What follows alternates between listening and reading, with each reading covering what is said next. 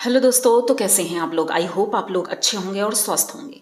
दोस्तों, वीडियो तो आज का बहुत ही ज़्यादा स्पेशल है, लेकिन अगर आप पूरा वीडियो अच्छे से देखेंगे तभी आपको पता चलेगा मैं क्या कहना चाहती हूँ।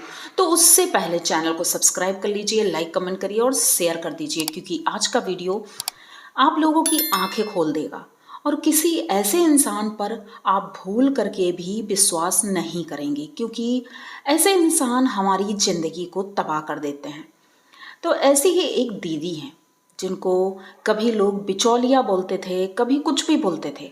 ठीक है, लेकिन आज के समय में वो किसी की भी बिचौलिया नहीं रही, क्योंकि सभी लोग उनकी असलियत समझ गए हैं कि वो किस तरह की हैं। अब हम उनका नाम तो नहीं लेंगे, लेकिन आप दीदी के नाम से ही समझ जाइएगा कि वो बिचौलिया दीदी। ठीक है, अभी उनकी लड़ाई चल रही है सरिता जेठू जी से। अब बेमतलब की बेबुनियादी बातें, और उन्होंने यहाँ तक कि सरिता जी को मास्टरमाइंड कह दिया है कि जो बंद कमरे का राज था वो इनके घर में इनके इशारों पर ही हुआ है। भाई साहब, मुझे ये समझ में नहीं आता है कि बंद कमरे का जो राज था वो आपको कैसे पता। सबसे बड़ी बात, आपको कैसे पता। ये सारी चीज़ें हमें खुद ही पता चली। कैसे? आपके वीडियो में जाकर मैंने कमेंट देखे। कमेंट में कई लोगों ने ये कमेंट किया था कि भाई जब ये वहाँ थी ही नहीं, 2 3 4 साल पुरानी बातें गड़े मुर्दे उखाड़ रही हैं और उसका कोई लेना देना है नहीं, लोग वैसे ही पक चुके हैं इस टॉपिक से। तो ये फिर थंबनेल लगा करके बंद कमरे का राज, ये कौन सा नया राज खोलने वाली हैं, जबकि इन्हें सिरे से सब लोग बता चुके हैं।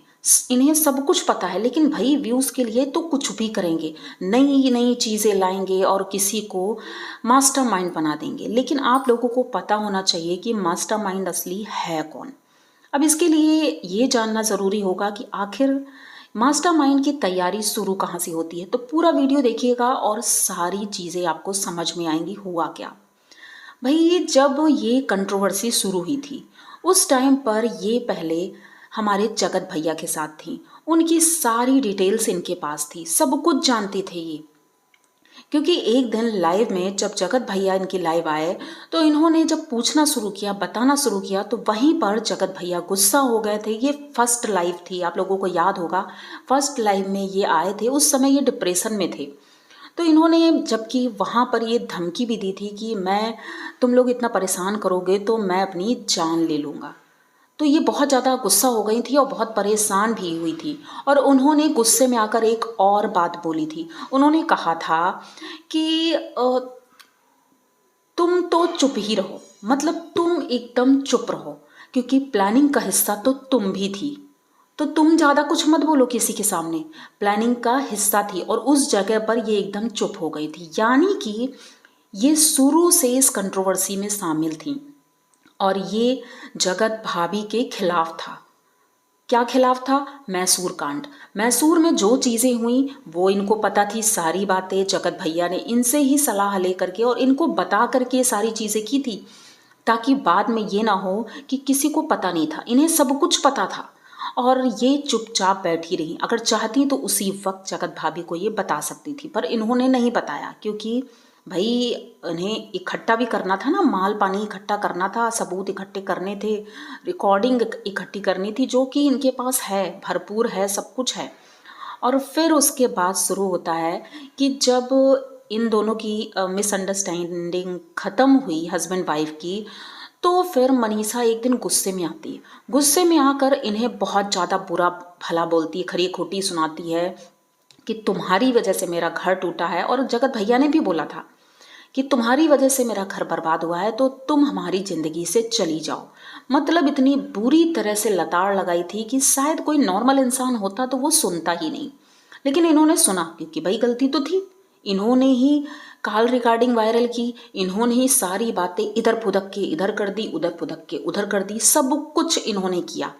उसके बाद अब जगत भैया से इनका पल्ला झड़ गया, अब वो अकेली बची। अब क्या करती, व्यूज़ के लिए कुछ तो करना था, तो ये जगत दीदी के पास पहुंच गई। उनसे भी फ़ोन पे बात कर कर के उनसे चीज़ें इकट्ठा करती रही और सोच रही थी कुछ ना कुछ तो मिलेगा। लेकिन इनकी हरकतें ऐसी थी कि जगत दीदी ने भी इन्हें लात मार दी। अब ये उधर से भी निकल के चली आई। अब क्या करें, अब व्यूज़ कहाँ से आएंगे भाई, व्यूज़ कहाँ से आएंगे।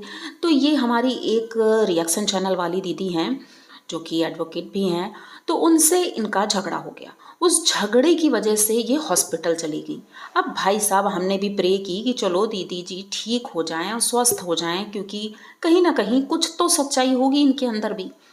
लेकिन भाई ये कहाँ मानने वाली, ये कहाँ मानने वाली, हॉस्पिटल में बैठी हैं, ग्लूकोज चढ़ रहा है और वहाँ से भी वीडियो बन रहे हैं। भाई लगातार वीडियो आ रहे हैं, शॉर्ट्स भी आ रहे हैं, सब कुछ आ रहा है।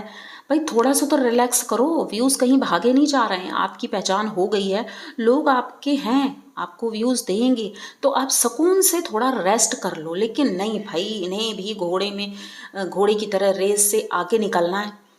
तो कहीं ना कहीं आप लोगों को अब समझ में आया होगा कि जो ये सरिता जेठू जी को मास्टरमाइंड बोल रही हैं, तो असली मास्टरमाइंड कौन है। असली मास्टरमाइंड तो हमारी ये बिचौलिया दीदी हैं, क्योंकि सारा खेला तो इन्हीं का खेला हुआ है। और ये अब घसीट रही हैं सरिता जेठू जी को और कह रही हैं एक एक करके सीरियल वाइज मैं सारी वीडियो लेकर आऊंगी और इनकी पोल खोलूंगी। भाई साहब कौन सा पोल खोलने वाली हो, मुझे तो ये समझ नहीं आ रहा है। सारी चीज़ें सबको पता है, और अगर आपको कुछ पता भी है तो भाई आप वहाँ दूर दूर तक कहीं थी ही नहीं। आप भी सुनी सुनाई बातें और मन गढ़ंत बातें आप बताने जा रही हो, तो वो सुनने में किसी का कोई इंटरेस्ट नहीं है। और जिनकी आप बात कर रही हो उनकी अच्छी खासी रिस्पेक्ट है, लोग उनकी इज्जत करते हैं।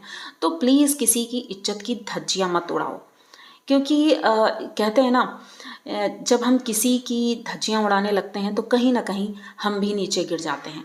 तो ऐसा बिल्कुल नहीं करना चाहिए। और ये जो दीदी हैं ये सोच रही थी कि अब इनका तो हो गया, क्योंकि कल एक लाइव में, अर्थ मॉम की लाइव में ये भी पहुंची थी, उधर से जेठू भैया भी थे, सरदा जी भी थी, और काफ़ी ज़्यादा कोल्ड वार हुआ जिसमें जनता सरिता जेठू के साथ थी और इनके साथ तो बिल्कुल भी नहीं थी। इनकी खुद के वीडियोस में कमेंट आते हैं निगेटिव, सरिता जेठू जी की बड़ाई उसमें लिखी रहती, तारीफ लिखी रहती है। क्या इनकी आंखें तब भी नहीं खुली? यानी कि इतना सब होने के बाद भी अगर ये चीज़ें हो रही हैं तो कहीं ना कहीं ये सिर्फ व्यूज़ का चक्कर है और कुछ भी नहीं है, क्योंकि इनके पास अब कुछ बचा ही नहीं, लोगों को अब सब कुछ पता चल गया है। तो भाई अब हाथ खाली हो गए कल लाइव से आने के बाद, और मैडम ने सोचा, रात भर सोचा, नींद आई नहीं होगी, तो उन्होंने सोचा अब क्या करें, अब क्या करें। तो भाई साहब एक वीडियो छाप दिया इन्होंने। किसके लिए?